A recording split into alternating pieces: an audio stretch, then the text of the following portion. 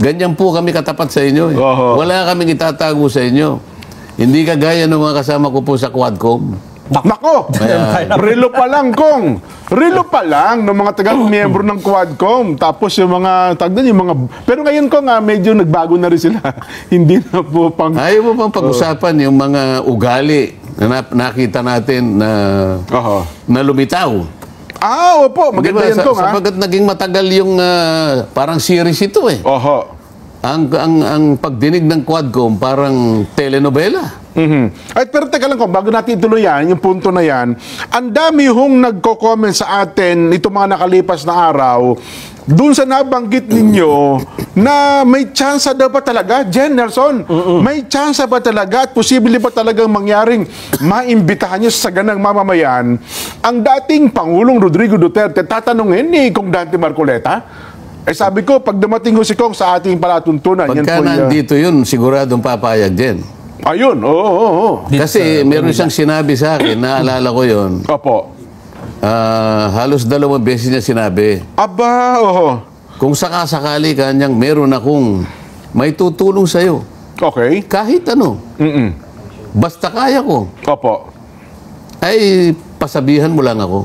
Aba, Sa Quadcom, 14 na oras siyang upo dun eh. Opo. Tayo naman isang oras kalahati lang. Siguro kahit 30 minutes lang naman. Ay, naku, napakalaking bagay po yan. Sasabihin natin, Mr. President, kami naman po ay hindi po kagaya ng Quadcom na mapagsamantala. Isip-isipin po ninyo, alam naman po nila yung kalagayan ninyo na nasa advanced na age na po kayo. Opo. Hindi lamang kayo po'y pinaligiran ng mga taong kinasusuklaman po ninyo. Abay, ihilang ang pahinga, Mr. President. Kami po hindi namin gagawin sa inyo. Ayun, Sapagkat ang kaibahan po namin, kami po'y considerate. Ayun. Itagalog mo nga yung considerate. Anong tawag doon? Ikaw naman considerate lang eh. Yan, itagalog mo yung considerate. Mapagkonsidera. Di ba? Sa mismo parang maalalahanin, parang ganun. Hindi, malayo malalahanin. Hindi ba? Kasi yung considerate, yung palagi mong inaalala yung kapakanan ng tao. Nung kapwa mo, di ba? Basta yun, okay? Opo. Ngayon, dahil nga po sa gusto naming palabasin, ang kaibahan kung paano po tayo magdala, di ba, ng kapwa-tao, pakikisama. Sa 1.5 hours po namin pagtatanghal dito, payag po ba kayo kahit po yung 30 minutes iukol nyo naman po sa amin. Yun ang sinasabi. Yun ang hinihintay ng ating mga followers kong. Palagay ako, 99%. Ayan. Papayag sa dyan. Maniwala ka. 99% kong, ha? Kaya lang, baka pumunta lahat ng mga tao rito, baka wala tayong rito dyan. Hindi po. Ako na hong bahala sa seguridad. Talaga? Sabi mo kapos na kapos ka eh. Paano mo pangangatwira? Kapos lang tayo sa pangangailangan ko, pero sa seguridad alam mo naman ang seguridad mangangailangan ka ng tao na talagang titingin sa kaligtasan ng pangalawang Pangulo. Alam nga naman puro laway na lang ang gagamit. Kaya kailangan meron kang sapat na wherewithal, sabi nga nila. Meron tayo yan, Kong. Andiyan lang ang ating humaba yung ating pinag-uusapan. Wala pa tayong natatalaan. Dahil po dyan, mga kabayan, sa isang araw, basta magantabay lamang kayo, yung mga nag-message sa atin, nagte-text, kung talagang totoo nga ba yun, abangan po natin. Basta yun po ang nabanggit ng Kong Dante ukol dyan sa plano, na makasama sa himpilan, na kung pwede naman, kung hindi naman kahit Zoom, siguro pwede na rin. Hindi ba maganda yung nandito siya? Talaga, sige. Bakit naman Zoom naman Sige. Okay, kung nandito lang sa Maynila, mahirap naman na sa 30 minutes lang papupuntahin natin dito ang Pangulo, ay hindi na tayo considerate noon. Pero halimbawa, nandito siya at meron siyang konting panahon. Halimbawa, 2 araw siya nandito, nagkataon na Biyernes naman yun. Uuwi siya ng Sabado. Ayun ang akmang-akma na pagkakataon na maimbita natin siya. Sige. Di ba? Stand by all units. Yun ang gusto ko sabihin. Stand by all units. Nelson at Kong, marami kasing nakapansin meron daw mga bastos. Pag-uusapan pag-uugali doon daw sa mga miyembro at mga opisyalis ng Quadcom, ano ba yun? Parang tatlong katangian yun, Kong, eh, no? Meron isa, yung bastos, Yung kabaligtaran ng bastos. di mabait. Magalang. Magalang. Ano ba naman? Alam niyo na kayo, Pag Nelson. magalang, taga Pampanga yan. No? Pagka nagdi-discuss tayo, kailangan mabilis kayo. Kasi Yun, gusto kong ipatranslate ka gali. Kasi gusto ko yung yung pangunawa talaga. Opo. Kasi layman tayo eh. Kasi ganang Kung mamamayan alam tayo, natin Kong. medyo napa-English ng konti, kailangan ma-translate natin kagad. Opo, yan. Oo. Ayoko yung maisip nila na kung ano-ano pinagsasabi ng mga kailangan itagalog mo. Oho. Eh, kasi O may magalang, ano pa? Yan. Merong bastos, magalang. Ano pa ba yung pangatlo? Nelson? Pikon. Katangian? Pikon. Oo, mainitin ulo. Mainit ulo. May napikon eh. Oo.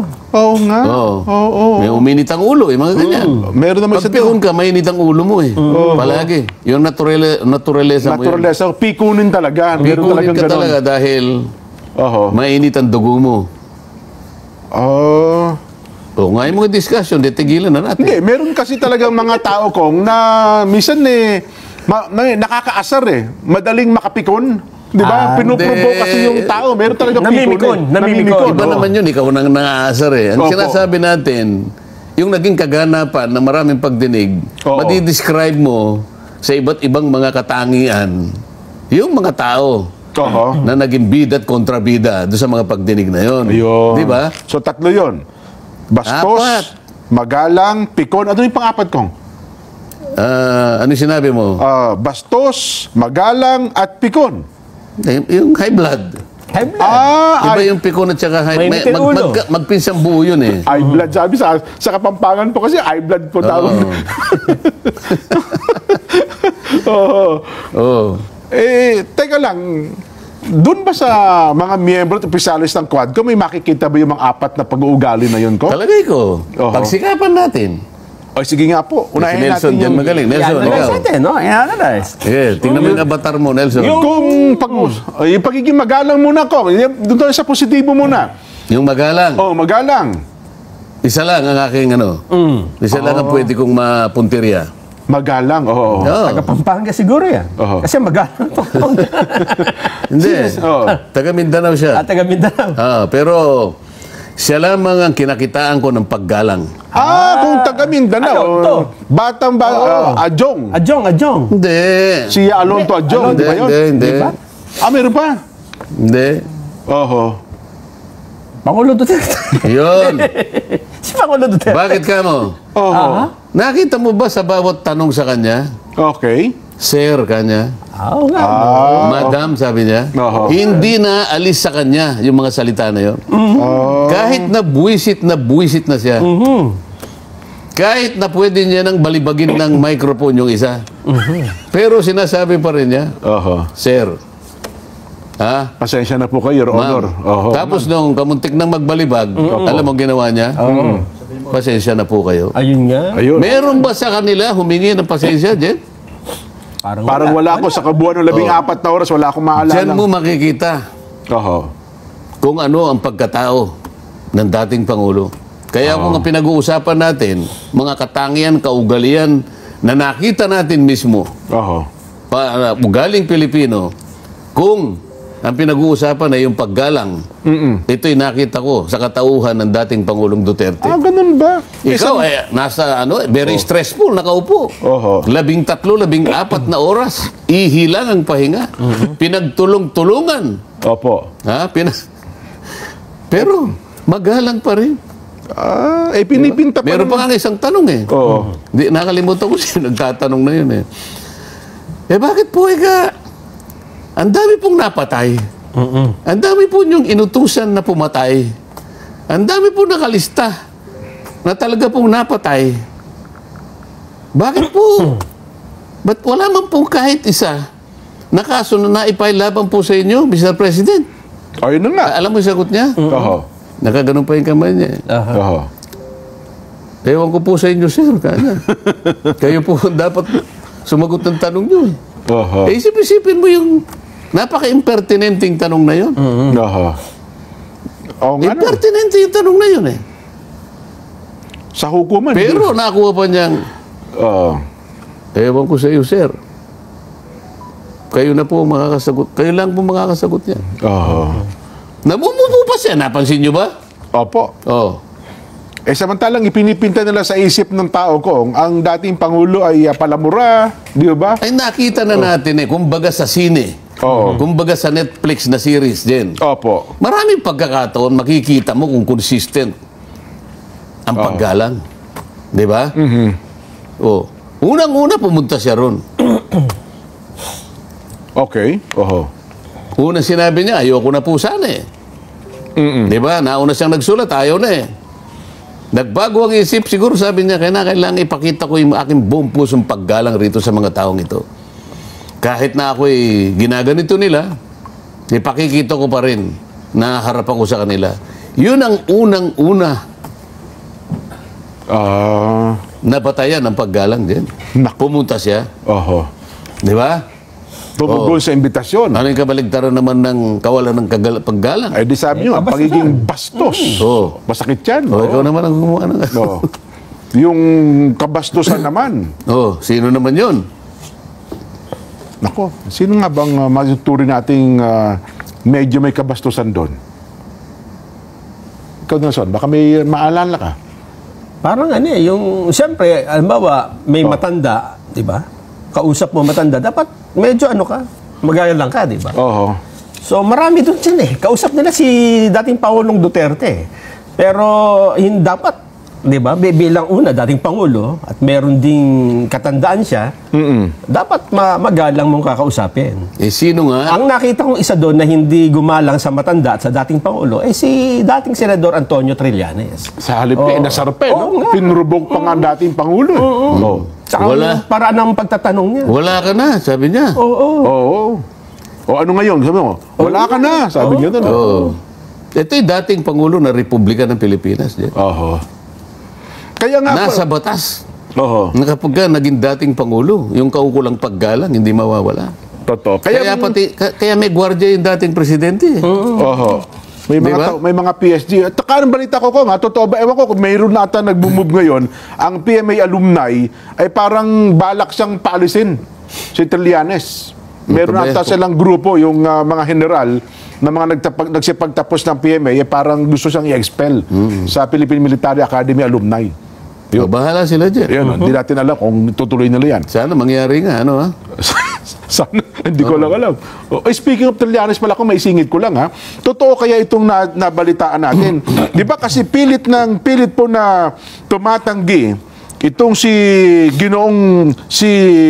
dating Senador Sonny Trillanes na hindi siya nakikialam sa mga iniimbitahan dyan po sa Quadcom. Meron pong nakapagpadala sa atin ng impormasyon. Totoo ba ito na parang meron hong bahid ng katotohanan, October 26, dyan po sa Midas Hotel, Kong. Ang Midas Hotel, pag-aari ni Congressman si Saldico. Saldico. Yun, tama. Sabay pala na-ari niya? Dating partner sila dyan nila Kong Albi. Ngayon ay... Partner niya dati si dating Senador Manny Pacquiao. Ganun ba? At saka yung aking classmate sa Harvard. Si Mayor Albi Benitez. Pero parang nagkahiwa-hiwalay na. Ang may-ari na lang si Saldi na ng tama. Congressman Saldico na siya yung ating chairman ng Appropriations Committee. May nakapagpadala sa atin ng impormasyon Pero teka muna, bago mo ituloy yan. Lagyan lang natin ng timeline para maintindihan natin mga babayan. Una, sinabi natin, nakita si Trillanes doon mismo sa Quadcom, di ba? Yung mga unang hearing, di ba? Mga chairman's office. Nakita ko yun doon sa program ninyo Nasa Guam ako noon Ganun ba? Natatawa ko. Biglang tumapang itong mga bata ko. Ano kaya nakain? Ang una ko naisip, ano kaya ang nakain nila? Tama. Pagkatas, iniba ko yung sarili ko. Baka wala silang makain. Yun na nga po. Alin kaya sa dalawa? Pero yun nga, bibiruin ko sana kayo. Di ba nung pag-uwi ko, tinext kita kagad? Yes. Jen, bakit bigla kayong tumapang.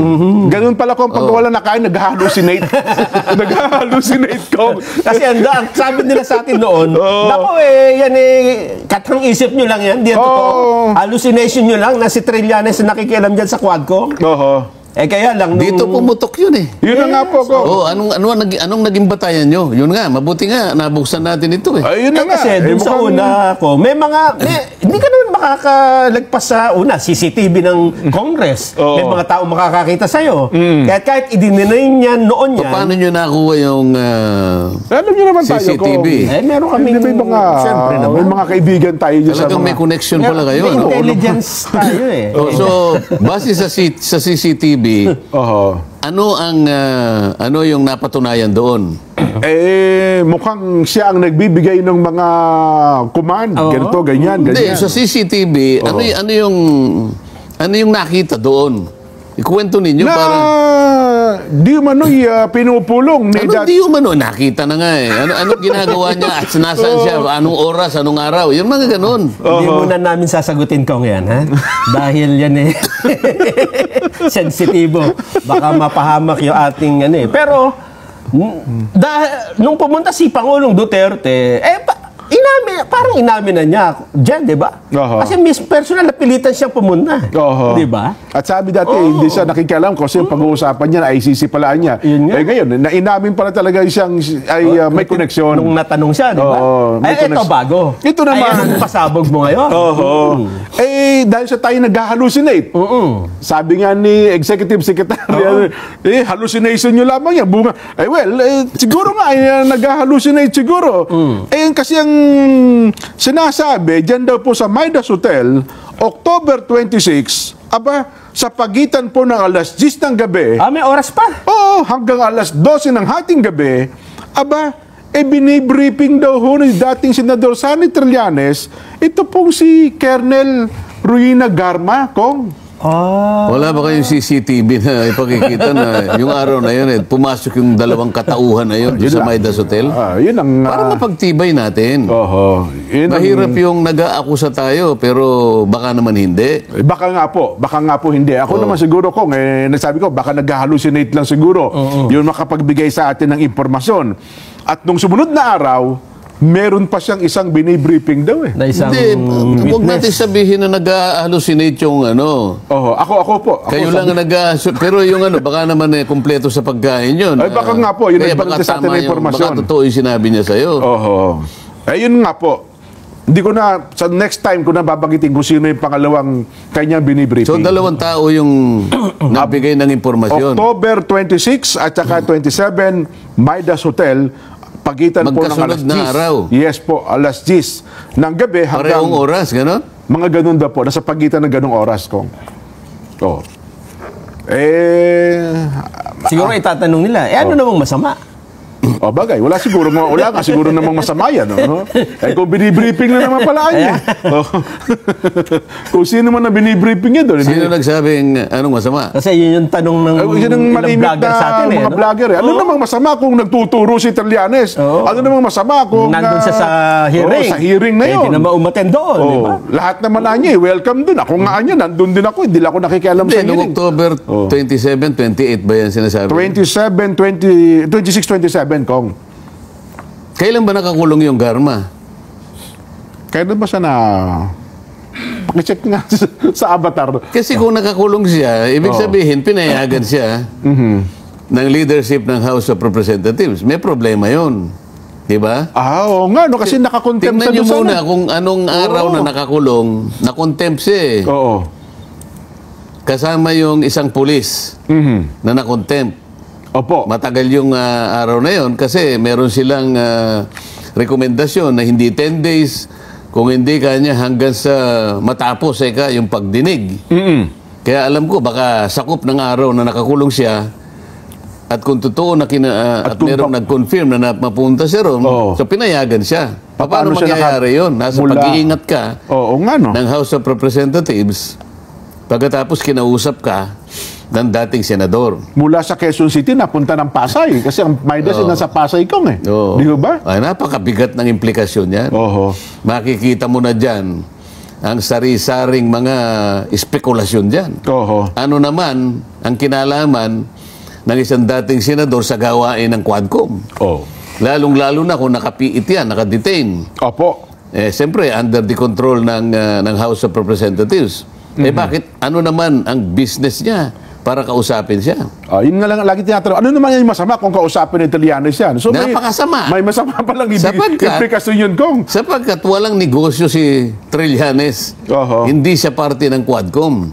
Oh. Lalong-lalo na, si Trillanes, alam naman natin at umamin naman siya, isa siya sa kinasusuklaman ng dating Pangulo.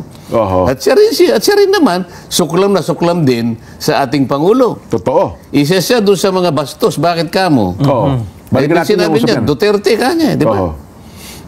Ikaw ba naman sabihan kita ng Subarjaga? Medyo offending Medyo talaga. magdaramdam ka Oo. naman. Hindi, dating Pangulo po ito eh. Ayun. Oo. Meron pang isang bastos doon, yung Arlen Brosas. Duterte, sabi niya rin. Oo. Mr. Chair, sinabi po ni Duterte. Tsaka yung Franz Castro ko, ngayon yung tawagin presidente. Hindi, isa medyo na ano ko pa rin. Ganun ba? Yung dalawang nakita ko na diretso. Oho. Mr. Chair, dito po sinabi ni Duterte, mga ganun eh. Oho. Mundi 4-5 beses, ganun din yung Trillanes. Dito makikita mo ang kabastusan ng isang Pilipino. Kailangan ilitaw natin. Yun na nga. Para sa ganun makita natin, evaluate natin. Ano ba yung Quadcom? Sapagkat yung buong pangyayari, pati katangian ng mga tao na bumubuo ng Quadcom at lahat ng miyembro nito na kinakailangan linawin natin sa liwanag ng mga pangyayari. Anong klase ba ang ipinakitang nilang mga katangian? Nako. Dalawa pa lang natin. Oo. Yun ano. Yun hong sabi niyo, high blood. Hindi, meron pa dun sa Pikon. Meron pa ba? Pikon at saka Pikon high muna blood. tayo. Sige. Pikon muna. Yung dating senadora, hindi ba sinabi ni dating Pangulong Duterte, hindi ko Hindi ko Kilala kilala eh. Ayun nga, oh. Di ba? Tapos, talagang obvious na Pikon eh. Mr. Chair, sabi niya, hindi naman pwedeng hindi ako kilala niyan. Paano niya hindi ako kilala dito? Paano hindi ako makikilala? Palagi niya ipakukulong kita. Delima, ipakukulong kita. Maski po kanya si Executive Secretary Medialdea, tanungin po niyan dyan. Kilala po nila ako eh. Naalala po ba nyo? Yung kauna-unahang sona ni Pangulong Duterte, sabi niya. Siya naging Puminto paksa. pa po siya sa tapat ko at kinamayan po niya ako. Yun, Ibig sabihin po, talagang kilala niya ako. Bakit pinangangalantakan pa niya yun? Ang Pangulo, siyempre, sinabi niya, hindi ko kilala ito eh. Ayun. Pikunan ito eh. Di ba? Nagbago daw kasi ng herdo kaya hindi na. Pagpalagay na natin. Oo. Pagpalagay na natin. May pabiro lang yan kay Pangulo eh. Bakit ka napikon? Pagka pikon talo, di ba? Ay, opo. Kahit sa mga bata, basta pikon, talo ho yan. Kung ako halimbawa, kung talagang, kung hindi ka pikon, Mr. Chair, nakakaawa naman po si dating Pangulong Duterte.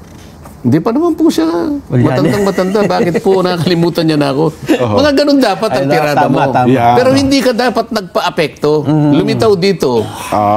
Nareyna ka ng mga pikon. Napikon talaga siya. Hindi ba? Reyna na. Kailangan kilalanin mo ako. Pinipilit niya na, akala ko ba galit na galit ka dyan? Mas mabuti ka, hindi ka na niya kilala eh. Oo nga, tama. Naisip nyo ba? Tayo ina-analyze lang natin. Kung talagang ikaw ay galit ka sa taong ito, mas mabuti pang hindi ka na niya kilala. Ba't ka nagagalit? Ba't ka napipiko nung sinabi niyang hindi kita kilala? Gusto mo palang kilalanin ka niya? Affected niya eh, no? Affected ka? Pag hindi ka pala niya kilala, medyo masakit palang loob mo kung hindi ka niya kikilalanin. Ibig sabihin, ang laki ng importansya mo.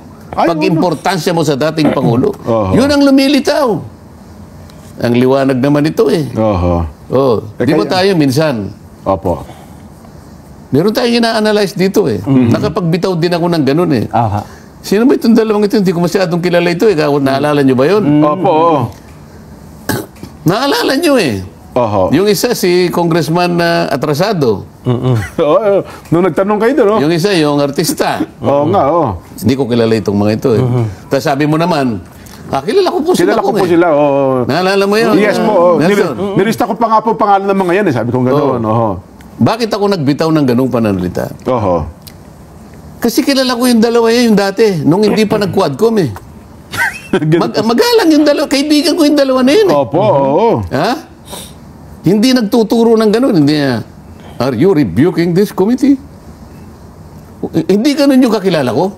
Oo. Magalang yun. Mga kaibigan ko yun eh. Yung isa, kapitbahay ko nga na gano'n eh. Paano ko ngayon sasabihin? Kaya nga sinabi ko, hindi ko sila kilala. Oo.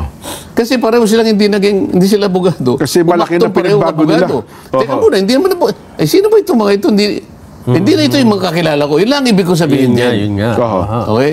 Sapagkat, sinasabi nga natin palagi, hindi po kayo abogado eh. Pero kung magtanong po kayo,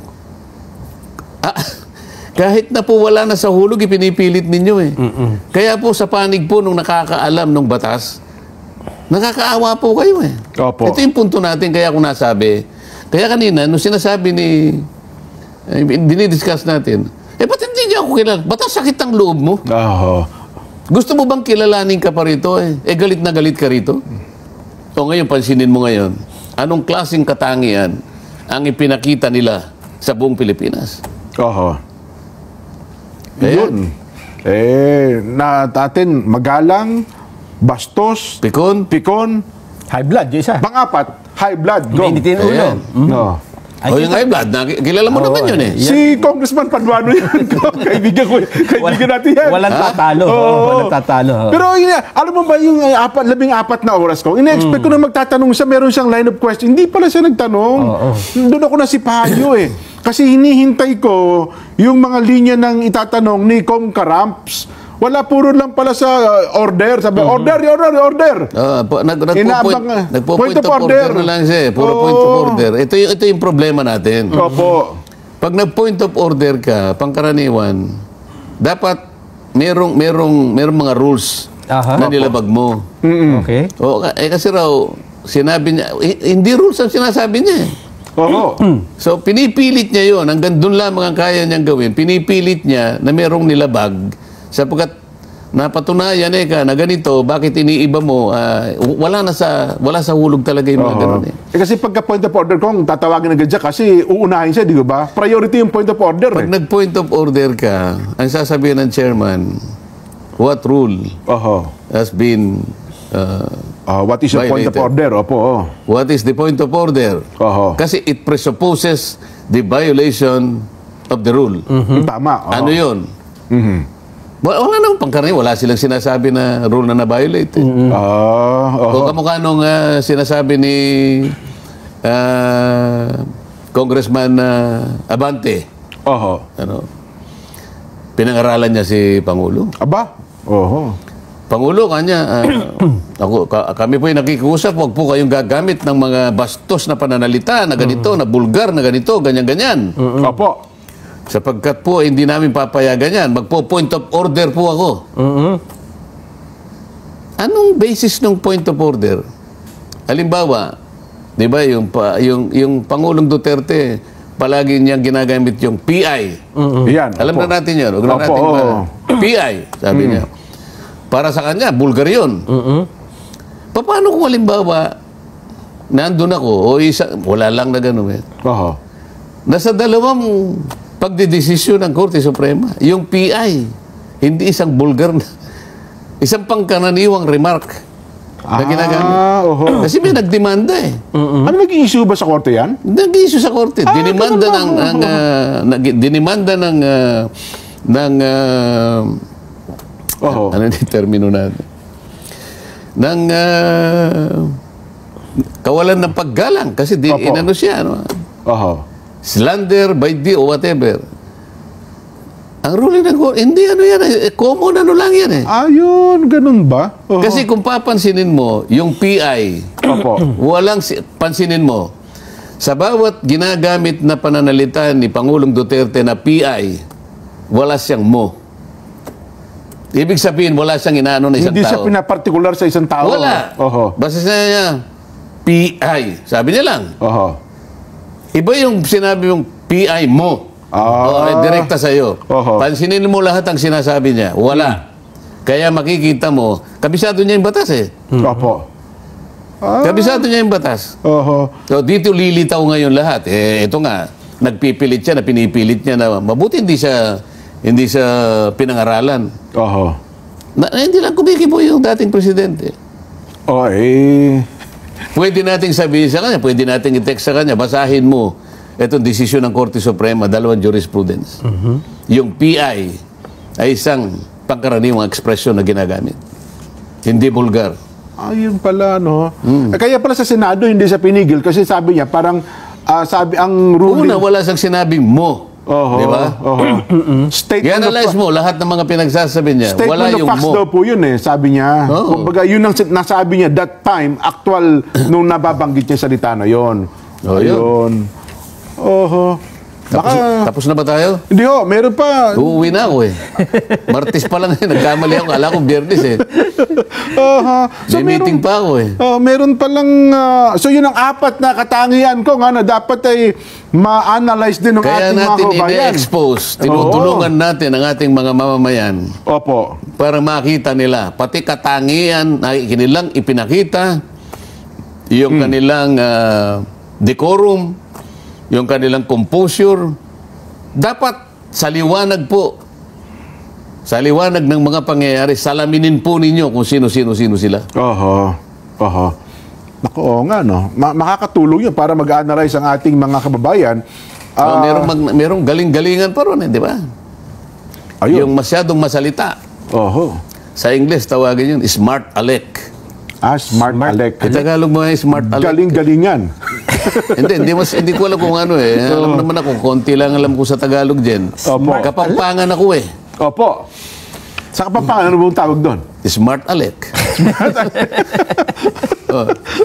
Tagalog mo nga.